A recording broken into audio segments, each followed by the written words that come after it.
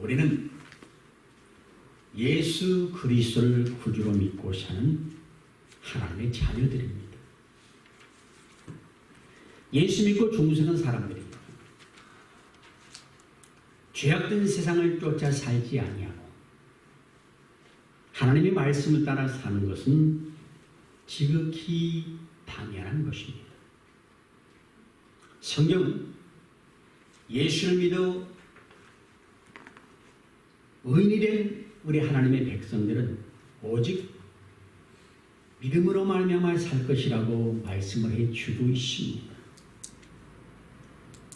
그런 우리가 신앙생활 할 때 찾아오는 유혹이 있습니다. 뒤로 물러가고픈 유혹과 쉽게 믿고 싶은 유혹입니다. 이 둘은 본질적으로 같은 것입니다. 좁은 문으로 들어가야 하는데 그 길을 피하고 싶은 것이기 때문입니다. 그래서 결국은 아무런 신앙의 열매를 맺지 못하게 됩니다. 히브리서 10장 39절 말씀 보면 우리는 뒤로 물러가 멸망할 자가 아니요 오직 영혼을 구원함에 이르는 믿음을 가진 자니라 그러십니다. 이 말씀은 박해를 당한 그리스도인들에게 위로와 함께 용기를 북돋아주고 믿음을 지키라는 권면의 말씀인 동시에 물리적인 박해는 당하고 있지 않지만 눈에 보이지 않는 여러 가지 장애물들로 인해 방황하며 어려움을 당하는 그리스도인들에게는 큰 위로와 격려가 되는 그런 교훈입니다. 여러분, 앞으로 나아가는 인생이 있고 뒤로 물러가는 인생이 있습니다. 믿음을 가진 자는 뒤로 물러가지 않습니다. 히브리서 11장 1절 믿음은 바라는 것들의 실상이요 보지 못한 것들의 증거니 그것입니다. 믿음은 미래에 일어날 일들을 바라보는 것입니다. 그런데 자칫하면은 뒤로 물러갈 가능성이 많다는 것입니다. 사실 우리가 어떤 자들이었습니까? 우리는 세상 것을 추구하며 살던 자들이었습니다. 그런데 예수를 믿고 나니까는 믿는 자의 복이 무엇인지 깨닫습니다. 과거 자신의 삶이 어떠했는가가 보입니다. 과거에는 나도 세상의 성공과 축복을 쫓아 살았음을 발견합니다. 믿음으로 예수 안에 있는 자가 얼마나 존귀한 자인가. 앞으로의 삶이 보여지는 것입니다. 이것을 깨달은 한 사람, 사도 바울이라는 사람, 자기가 과거에 자랑했던 세상의 모든 것들을 다 배설물로 여겼노라 그렇게 고백을 합니다. 그런데 많은 성도님들이 아직도 여기에 묶여서 살아가고 있습니다. 왜 그랬습니까? 이런 것들 당장 우리의 삶에 필요하기 때문에 그렇습니다. 건강의 축복, 자녀의 축복, 물질의 축복, 육신의 형통, 이 모든 것들이 다 우리가 살아가는 데 필요한 것들이고 또 복음을 전하는 일에도 필요합니다. 문제는 그것들이 우리 삶의 목표가 되다 보니까는 내 마음과 생각이 여기에 묶여서 정작 주님 안에 있는 자기 인생을 보지 못하는 것입니다. 주님이 하신 일을 보지 못하고 주님의 뜻이 무엇인지 모르고 살고, 그러니까 신앙생활을 하기는 하는데 진정한 평안과 행복이 없습니다. 내 삶에 필요한 물질에, 세상의 성과 축복에 우리의 전 인생을 다 걸었습니다. 그래서 육신의 것들에 따라 행복하기도 하고 불행하기도 합니다. 예수를 믿지 않는 사람과 아무런 차이가 없습니다. 여러분, 예수를 믿고 구원받아서 하나님의 자녀가 되었어도 예수 그리스도 안에 있는 영원한 세계를 알지 못하면, 또 알아도 그것이 내게 믿음이 되지 못하면 우리는 어쩔 수 없이 눈에 보이고 손에 붙잡힌 것들로 살아버리고 몸부림치게 되어 있습니다. 그러면 신앙생활에 갈등이 옵니다. 믿기 전으로 돌아가고 싶습니다. 그런데 절대로 뒤로 물러서면 안 됩니다. 그것은 우리 하나님께서 기뻐하시지 않기 때문입니다. 출애굽한 이스라엘 백성들이 광야 훈련을 참지 못하고 애굽으로 돌아가자고 했을 때, 또 가나안 땅을 살피고 돌아온 정탐꾼들의 부정적인 보고를 듣고 애굽으로 돌아가자고 했을 때 하나님께서는 진노하셨습니다. 결국 돌아가자고 했던 사람들은 여호수아와 갈렙을 제외하고는 전부 다들 약속의 땅에 들어가지 못했습니다. 여러분, 신앙생활에서 조금의 어려움이나 어떤 실패로 인해서 주저앉거나 갈팡질팡하는 사람들은 우리 하나님께서 기뻐하지 않으십니다. 뒤로 물러서는 사람은 반드시 실패합니다. 어렵더라도 참고 견디면서 예수님 바라보고 앞으로 달려 나아가야 됩니다. 그리스도인이 뒤로 물러갔다 안 넘어질 수가 없습니다. 예수님의 제자 중에 가룟 유다와 베드로가 대표적인 인물입니다. 불행하게도 가룟 유다는 돌이킬 수 없는 멸망에 빠졌고 베드로는 빠졌다가 돌아왔습니다. 그러면 뒤로 물러가지 않는 좋은 방법이 없습니까? 히브리서 12장 2절 보면 믿음의 주에 또 온전케 하신 예수를 바라보라. 저는 그 안에 있는 즐거움을 위하여 십자가를 참으사 부끄러움을 게을지 아니하시더니 하나님 보좌 우편에 앉으셨느니라. 그렇게 말씀합니다. 예수님을 바라보면서 앞으로 나아가는 사람만이 뒤로 돌아가지 않고 시험에 빠지지 않습니다. 우리의 죄와 허물을 그 예수님이 담당하셨습니다. 우리의 모든 죄는 다시 기억하지 않으신다고 약속하셨습니다. 그 예수님을 바라보면서 절대 과거로 돌아가지 마시기를 주님으로 부탁을 드리겠습니다. 또 한 가지, 쉽게 믿고 싶은 유혹이 있습니다.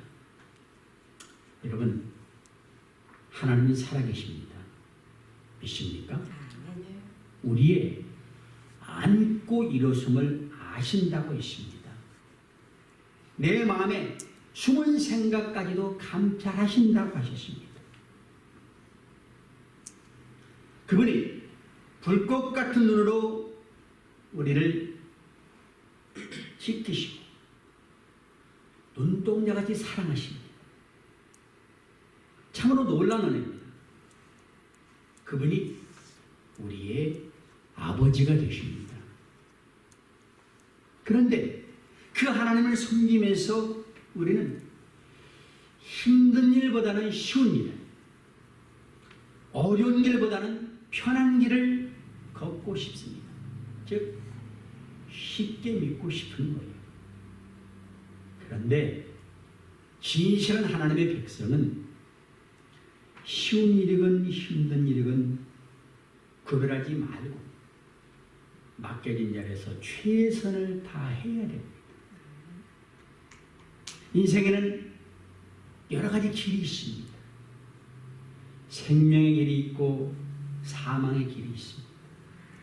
성공의 길이 있고 실패의 길이 있습니다. 각자는 자기 길을 걸어갑니다. 길을 걷다가 그 걸음이 멈추는 때가 자기 인생의 끝이 되는 것입니다. 대체로부터 모든 사람들이 자기 인생을 걸어갔는데 잘 걸어간 사람도 있고 잘못 걸어간 사람도 있습니다.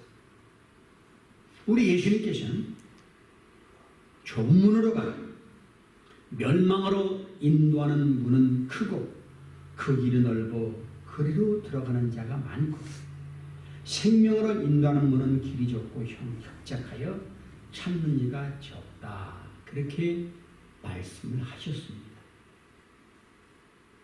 우리가 우리 힘으로 온전히 믿음의 길을 걷는다는 게 쉽지를 않습니다. 특별히 불신자들이 형통하는 것을 볼 때에 나도 쉽게 적당히 융통성 있게 믿고 싶습니다. 그런데 시편 37편 1절로 4절 말씀 보면 이렇게 기록되어 있습니다. 악을 행하는 자들 때문에 불평하지 말며 불의를 행하는 자들을 시기하지 말지어다. 그들은 풀과 같이 속히 배임을 당할 것이며 푸른 채소같이 쇠잔할 것입니다. 여호와를 의리하고 서원을 해라. 땅에 머무는 동안 그의 성실을 먹을거리로 삼을지어다. 또 여호와를 기뻐하라. 그가 내 마음의 소원을 내게 이루어 주시리로다. 아멘. 여러분, 하나님을 거역하고 악을 행하는 자들이 형통합니다. 그런데 하나님의 뜻대로 살려고 하는 자들이 어려움을 당하는 세상 속에 어떻게 해야 됩니까? 성경은 그들을 불평하거나 시기하지 말라 그렇게 말씀합니다. 악인의 형통은 아무리 길어봐야 이 땅에 살 동안입니다. 근데 그것이 좋게 보인다면 이것은 다만 이게 될 유혹뿐이지 절대 좋은 것이 아닙니다. 악인의 형통으로 인해서 불평이 나올 수밖에 없는 상황에서 내 삶을 하나님께 맡게 됩니다. 시편 37편 5절 내 길을 여호와께 맡기라 그러십니다. 우리가 염려하는 것들이 있죠. 그것을 하나님께 맡기라는 거예요. 그리하면 이루신다는 것입니다. 내게 생명 주시고 나를 구원하시니 끝까지 나를 돌보시고 인도하실 것을 믿어야 됩니다. 진실로 그분을 믿는다면 맡겨야 됩니다. 내 생각은 이게 더 좋은 것 같고 이게 더 지혜로워 보일지라도 하나님께 맡긴 것보다 더 좋은 것은 아무것도 없습니다. 근데 문제는 우리가 그렇게 마음먹고 하나님의 뜻대로 살겠습니다 했는데도 상황이 즉시 달라지지 않는다는 거예요. 여전히 똑같습니다. 그래서 하나님을 의지하는데 필수적인 태도가 있습니다. 그것은 바로 하나님을 바라보며 잠잠히 기다리는 것입니다. 기다릴 수 있는 이유는 어디 있습니까? 지금 내가 보고 있는 것이 전부가 아니기 때문입니다. 이것이 모든 것의 결론이 아니기 때문에 내가 못 보는 것이 여전히 많이 있고 결말은 아무도 알지 못합니다.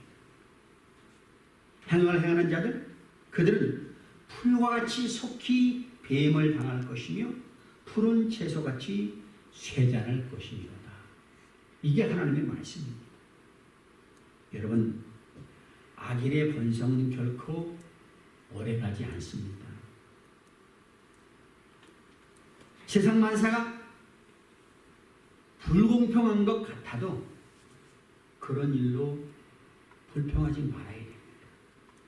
그것도 하나님이 하시는 일입니다. 불의한 자들을 부러워하고 좀 더 쉽게 믿고 싶은 유혹이 내게 올지라도 견디면서 기다려야 됩니다.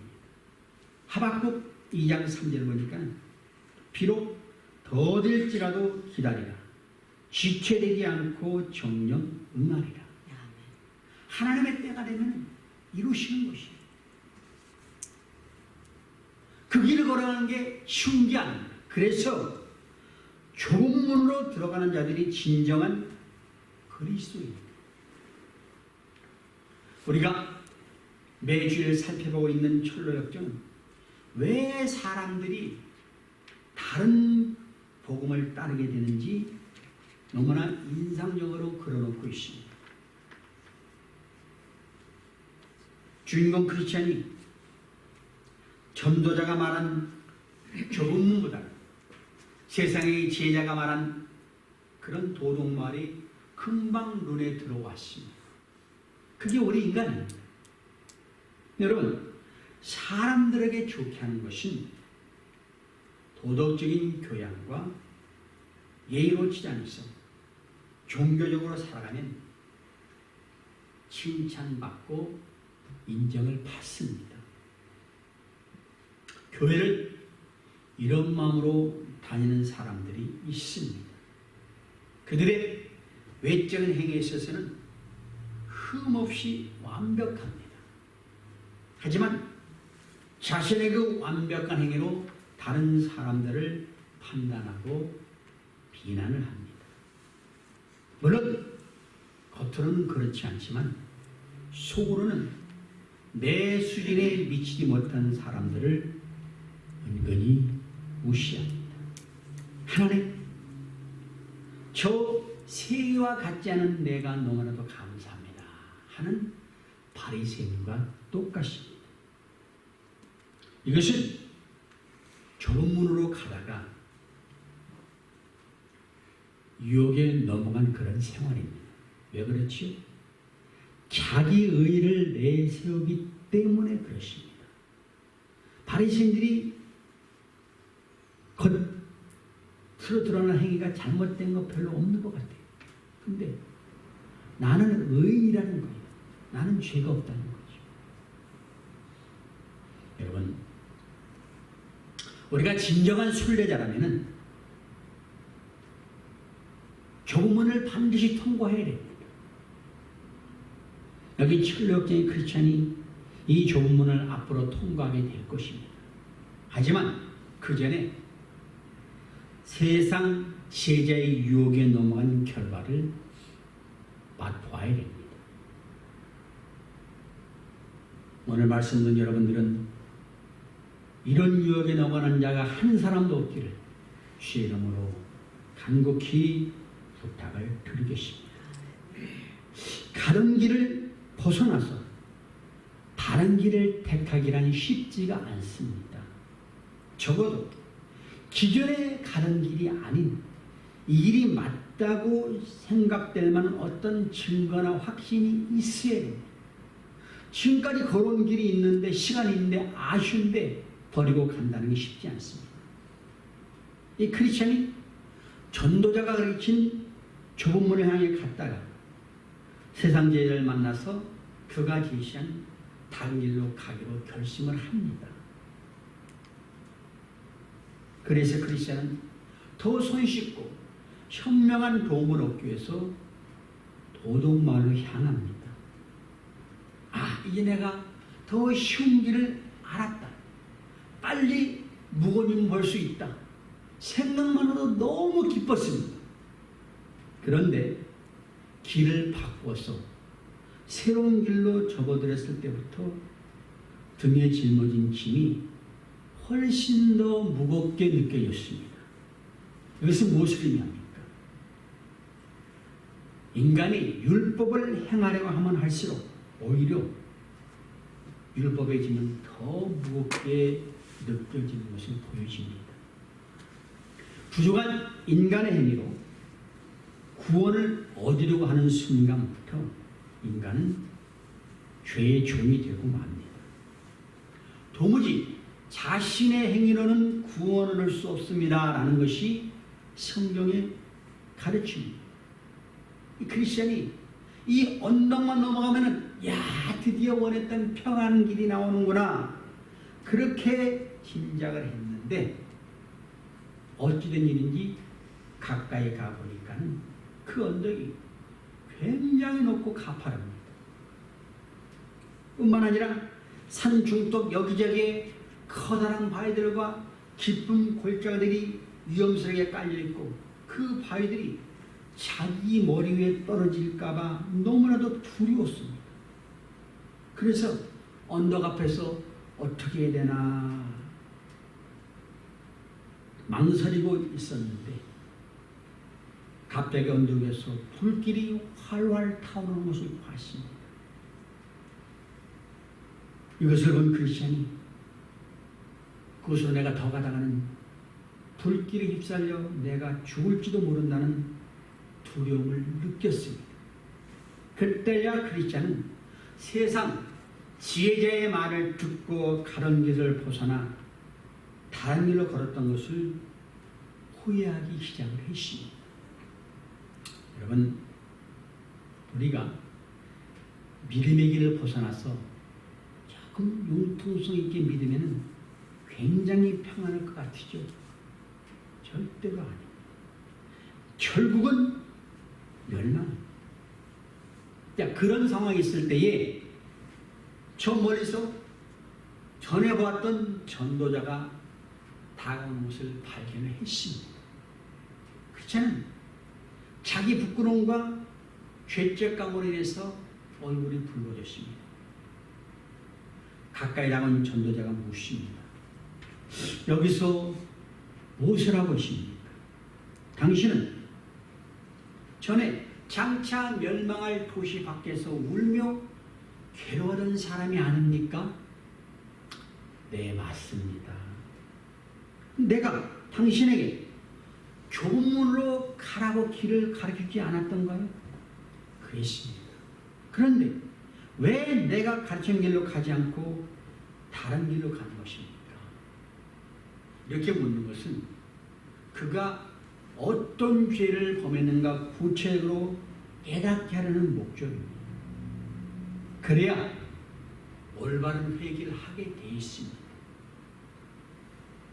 크리스천이 되다만 절망스러움을 간신히 빠져나와서 길을 가다가 바로 한 사람 신사를 만났는데 그가 말하기를 이 언덕 너머에 있는 도덕마을로 가면은 무거운 짐을 벗겨줄 수 있는 사람이 있다고 하는 말을 듣고 이렇게 길을 바꿨습니다.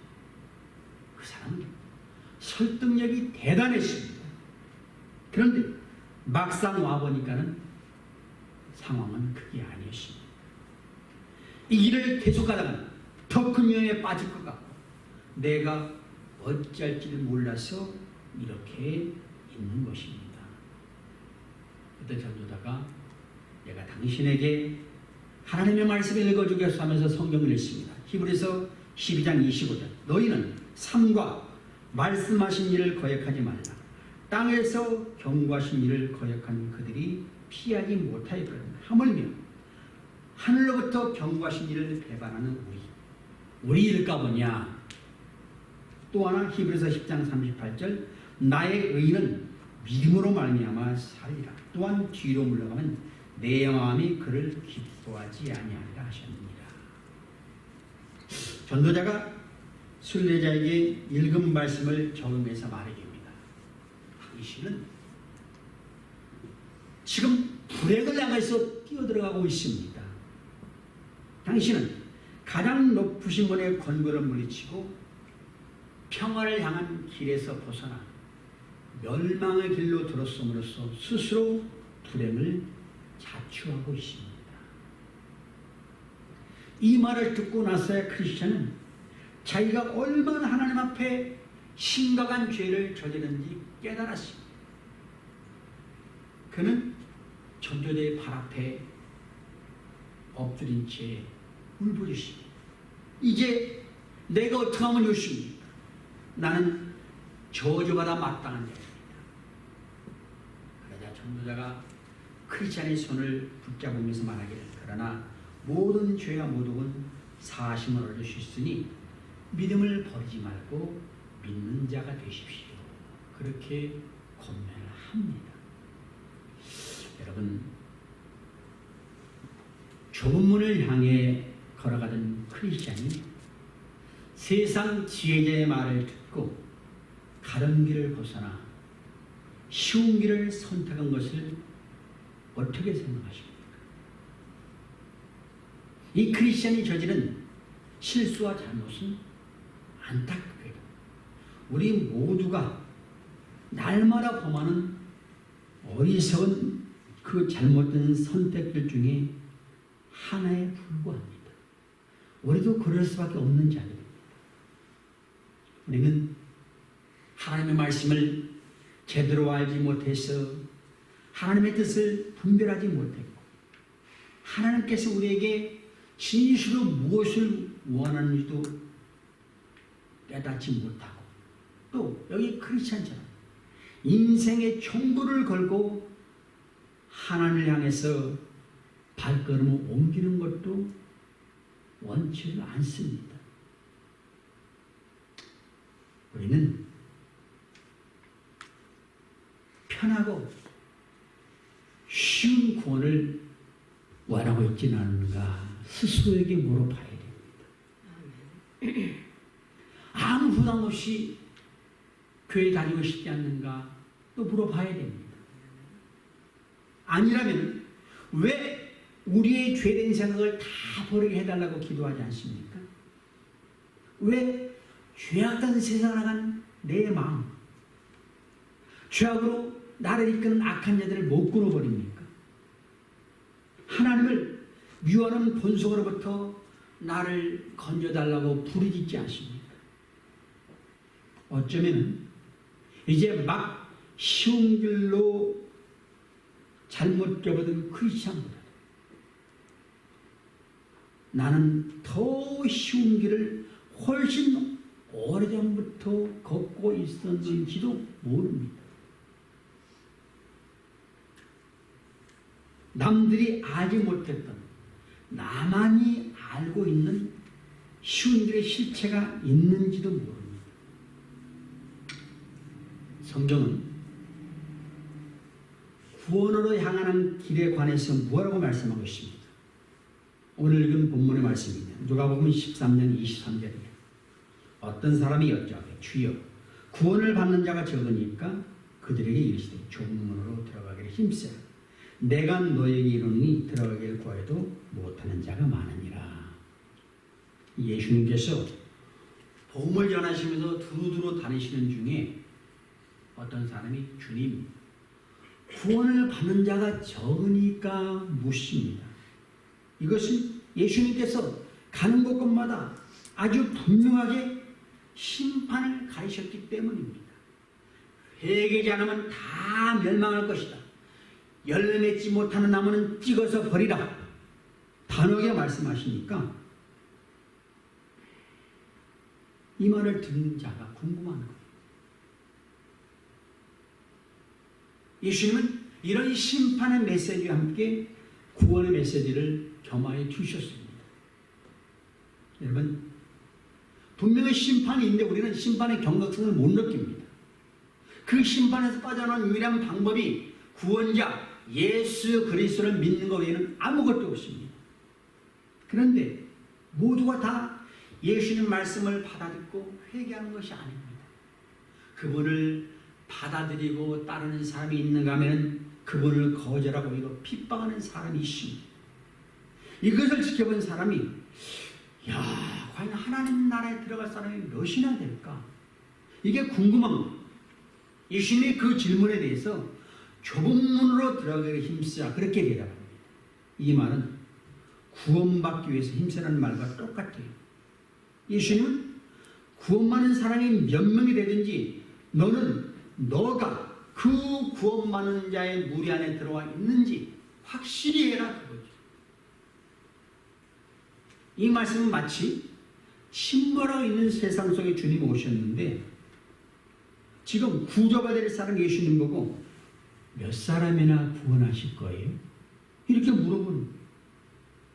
그때 예수님은 네가 여기서 빠져나가는 것이 뭔 죄다 그거예요.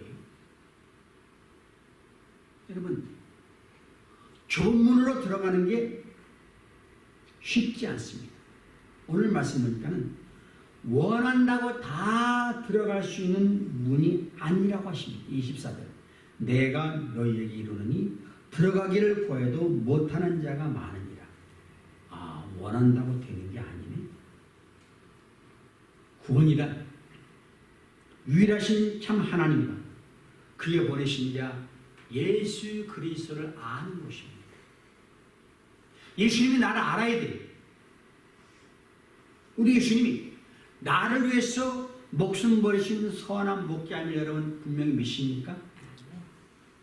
그것이 좁은 문을 통과하는 유일한 열쇠가 됩니다. 이미 구원받고 좁은 문을 통과해서 좁은 길을 가고 있는 우리에게는 사명이 있습니다.